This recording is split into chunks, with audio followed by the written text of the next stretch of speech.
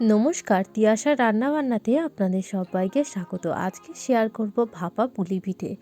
এটা কিন্তু খেতে দুর্দান্ত স্বাদের হয়। তো সবার প্রথমে আমি পুরটা রেডি করে নেবো। তার জন্য এখানে দুটো নারকেল নিয়ে নিয়েছি কুড়িয়ে। তারপরে এখানে 500 গ্রাম মতন গুড় দিয়ে দিয়েছি, দিয়ে কিন্তু খুব ভালো মতন করে এটাকে মেখে নেব। প্রায় 2-3 মিনিট সময় ধরে কিন্তু এটাকে মাখতে হবে।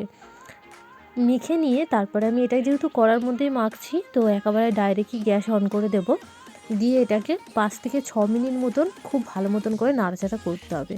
আমি এখানে 3-4টে মতন এলাচ দিয়ে দিয়েছি ফাটিয়ে। আপনাদের যদি এলাচের গন্ধটা পছন্দ না হয় তাহলে নাও দিতে পারেন।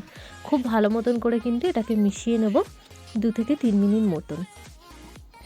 মেশাতে মেশাতে দেখবেন যখন এই কালারটা একদম চেঞ্জ হয়ে গেছে আর একটা থকথকে ভাব চলে এসে, তখন বুঝতে হবে পুরটা কিন্তু একদম রেডি হয়ে গেছে। এবার আমি ময়দাটা মেখে নেব। এর জন্য আমি কিন্তু 2 কাপ মতন ময়দা নিয়ে নিয়েছি, আর এখানে নিয়ে নিয়েছি আমি 4 কাপ মতন চালের গুঁড়ো। দিয়ে কিন্তু খুব ভালো মতন করে এটাকে মেখে নেব উষ্ণ গরম জল দিয়ে। মাখাটা একদম রেডি হয়ে গেছে। তারপরে কিন্তু সামান্য একটু নিয়ে এটাকে আমি লেচি করে নিলাম। তারপরে এটাকে এইভাবে চারিদিক দিয়ে গোল গোল করে নেব। নিয়ে কিন্তু এর মধ্যে পুরটা ভরে একটা সুন্দর একটা শেপ দিয়ে দেবো।